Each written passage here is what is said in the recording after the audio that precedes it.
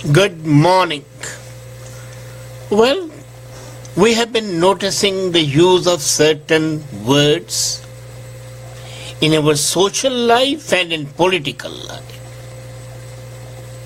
The words like racist, xenophobic, communal, fundamentalist.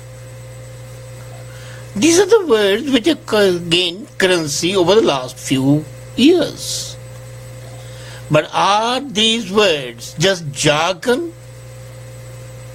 Are just abusive adjectives that seek to define your opponents? The people who do not gel with you as far as your thinking process is concerned.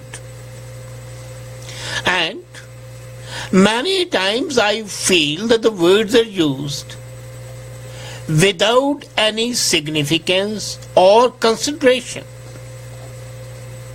A word may be very good. If you are a fundamentalist, does it mean that you are bad? The fundamentals of human beings are kindness, generosity. So if you are kind and generous, when you call a person fundamentalist, how is it bad? And yet the word fundamentalist has come to mean bad.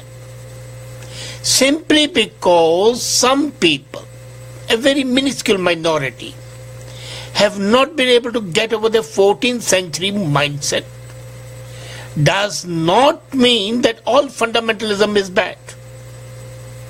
Fundamentalism, in some aspects, the way it happened in 1980s until 90s in Punjab,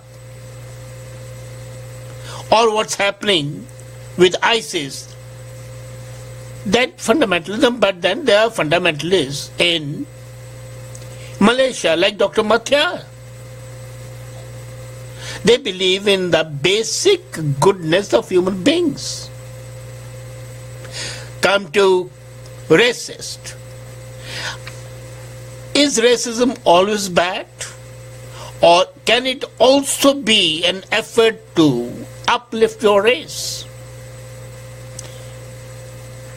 As I said, it's a double-edged word. It can be bad, it can be good. Misogynist. Hated of womankind. Is a man really misogynist? Or does he believe that there is a division of labor among the sexes as well?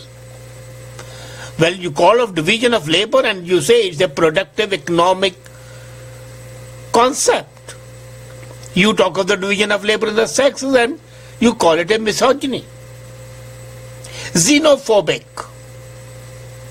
You see, I have seen that the politicians have started using these sounding terms, high-faulting terms, and they do not understand the meaning, and the general public just follows them up without thought. Communal. Now, at times, communal is good. You believe in your community. As long as that is only concerned for the good of the community is good. When it goes to being hatred of another community, it is bad. But to be communal is not bad. The whole basis of the society is based on communes. And there, from communes came the concept of communism. So to call a person communal, I think you are not criticizing him, you are not condemning him, you are in fact lauding him. That is, of course, again, a condition that the person is only working for the good of the community. Racist? Yes, he is looking for his race, what's wrong with that? But if his racism goes beyond that, looking good and doing good for the race, but goes to the extent what Hitler did, to exterminate a race which he hated. That of course is that, but then that's not racist. That is a pathological case. That's a psychopathy. As I said, fundamentalism, misogyny, all these terms mean nothing in the larger context of things. And yet, we are always perturbed by that. Recently, what happened in down south in USA, Trump called all these terms, but the majority of the people saw through it that these terms do not define a person. These terms do define the parameters of the opponents while describing, to criticize, to condemn, to castigate, but they do not define the essential role. You know, nowadays in Canada, the bill M103 is creating ripples. This goes contradictory to the Charter and goes contrary to the Amendment 1 of USA, freedom of expression. Now, everybody has a right to speak, but not to hurt. So Bill M103, as long as it says, okay, you have a right to criticize, right to condemn, it's fine. But when it says, if you do it, and others might hurt without thinking, it's wrong. Another term which is commonly used nowadays is Islamophobia. Anybody who says that something is wrong connected with Islam is labeled Islamophobic. The way people are called homophobic if they oppose LGBT community. No, it's not being homophobic, it's a question of your sense of discrimination and your sense of judgment. You do not agree to a certain aspect. Does it mean that you are phobic to that? No. Your antipathy may be very logical. Phobia is when antipathy, when aversion, when hatred is illogical, has no basis. As a matter of fact, Islamophobia is not Islamophobia, is Islamocatatonia. And that Islamocatatonia I've discussed in my article today in detail. You see, the use of these words is essentially an expression of brainwashing of the community as a whole. The people are taken as a herd of cattle, incapable of thinking for themselves, incapable of comprehending the reality of the situation. The complexities of the situation elude them, and some politician with a nefarious and nasty bent of mind comes along with a mischievous intent, uses a word, and that word starts sticking. It may not be in the context, it may not be appropriate, but it sticks. You remember I remember a joke that in one of the local elections, this thing used to happen, and then it ultimately happened in the presidential election. One opponent started going everywhere and saying, well, look here, my opponent suffers from a problem. He is monogamous. He only has one wife. He has no other relations. Now, if you say that he is monogamous, he is loyal to his wife, it's a good thing. But the way he said it made people think, well, monogamy may be something bad. And this sort of a concept sticks. Words lose their meaning. And that is what is happening now. And it's not only the politicians who do it. You look at the social media.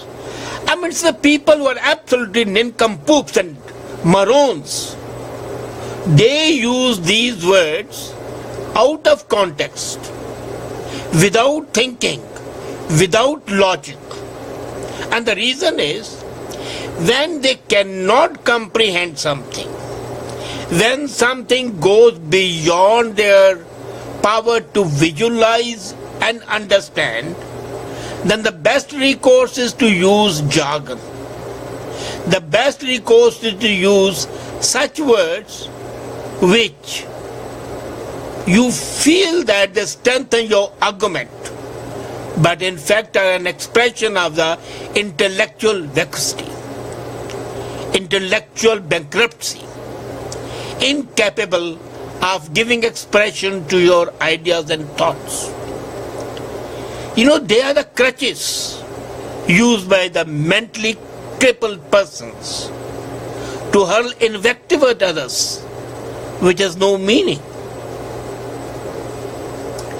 And why? As I said earlier, the use of these words has different connotations. One is to make those people who lack an appropriate sense of discrimination, to mislead them and to label the opponent. For the common people, it's a way out, an easy way out. They cannot understand the complexities. So, if a certain set of politicians, their favorite set, has started using a word, start using it. With the result that these words lose their real meaning and come to stick as abusive invectives, which may not be logical, and they are definitely not logical. Now, what's the harm in that? A, it takes away from the sense of words and changes the meaning.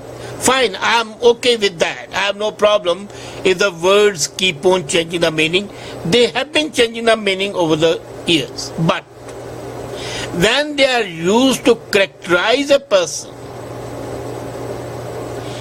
till the time the new word, the new meaning, the new explanation becomes fixed in the minds of the people, it can lead to a dichotomy, the dichotomy between the thought and expression. Another problem is that they are used as sticks to beat the opponents with. We normally think that using a word in context and out of context reinforces your argument. It does not. And most importantly, when the people are interacting in the social life and in the political life, it's important that they use those words which are really appropriate without having pejorative overtones. Now, calling a person, as I said earlier, a racist, a xenophobic, a communal guy, a misogynist, a homophobic, Islamic phobic, doesn't mean or identify a person. It ultimately only means one thing, that you have shown yourself to be inherently incapable of not only misunderstanding the issues, but also have shown clear evidence that you cannot even think for yourself. Who uses proverbs and cliches? Only those people use proverbs and cliches who cannot think for themselves. And these words have become cliches. The political life would always be better if the cliches are avoided. The social life would always be better if such words which do not denote appropriately are kept at an arm's length. If I look at the beauty of the words used by Roosevelt, FDR, Abraham Lincoln, Garibaldi, Bismarck, Churchill, I find, even Mahatma Gandhi and Jawaharlal Nehru, you would hardly ever find such words in use by any one of them. Never. Unlike the political leaders of today, they were the people of scholarship and erudite capabilities. The leaders of today are mentally and morally bankrupt. And let's not forget, the leaders represent the masses. Masses have entrusted them. So I don't blame the leaders. But you as a human being have got to ensure that you are clear in your minds that the ambiguities might trouble you, but they do not cloud your judgment. And these words are nothing but clouding the judgment. They are hindrances in a proper perception of the personality and of the issues. They are a veneer which cover the reality. They are a burqa that hide the reality from your eyes and understanding and comprehension. And the sooner the society stops using the jargon and the cliches and such prerogative words which have no meaning except an empty abuse, it would be better for everybody.